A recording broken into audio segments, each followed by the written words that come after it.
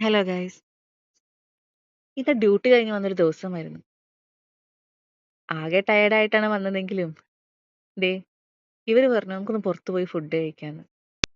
പിന്നെ as usual പറയണ്ടല്ലോ, ഞങ്ങ ദേ അങ്ങ് ഇറങ്ങി. സിറ്റി വ്യൂ റെസ്റ്റോറന്റ് ആയിരുന്നു ഞങ്ങളുടെ ലക്ഷ്യം.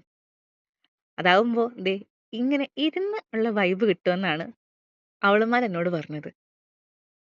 വൈബ് മാത്രല്ല, വായ നോക്കാനും ആണ് മെയിൻ. പെരുന്നാളിന്റെ സമയത്തിട്ട ചന്ദ്രൻ നക്ഷത്രങ്ങളും ആണെങ്കിലും ഇത് കാണുമ്പോ ഒരു ചെറിയ വൈബൊക്കെ ഫീൽ ചെയ്യുന്നില്ലേ? പിന്നെ ദേ ഈ കുട്ടി, നമ്മള് ക്യാമറ എങ്ങനെ തിരിച്ചാലും ഒരേ പൊസിഷനിൽ തന്നെ ആള് വന്നിരിക്കും.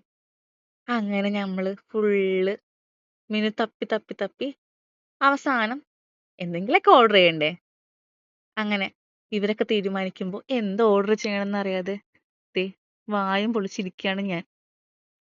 അപ്പുറത്തൊരു കുട്ടി ഇവരുടെ പ്ലാനിങ് കഴിഞ്ഞിട്ട് വേണം നമുക്ക് എന്തെങ്കിലും പറയാനല്ലോ എന്നുള്ള രീതിയിൽ ഇരിക്കുന്നു.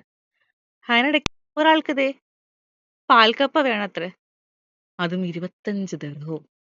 ഞാൻ പറഞ്ഞു നമുക്ക് പിന്നെ ഒരു ദിവസം യൂട്യൂബ് നോക്കി കുക്ക് ചെയ്യാന്നേ. അങ്ങനെ ദേ ഒരു ലെമൺ മിന്റ് ടീയും കുടിച്ചിരുന്നപ്പോ നമ്മുടെ ഫുഡ് വന്നു കേട്ടോ. അപ്പുറത്തെ ചേട്ടന്മാരൊക്കെ ഇപ്പുറത്ത് കാണാൻ കൊള്ളാവുന്ന പെമ്പിള്ളേരുള്ളത് കൊണ്ട് തന്നെ നമ്മളെ ആയിരുന്നു മെയിൻ നോട്ടവും.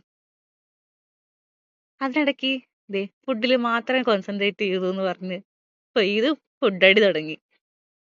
പിന്നെ ചറ പറ എല്ലാരും ഫുഡ് അടിയായിരുന്നു. ഈ ഞാൻ എങ്ങനെയുണ്ട്, കൊള്ളാല്ലേ കാണാൻ, നല്ല രസമില്ലേ?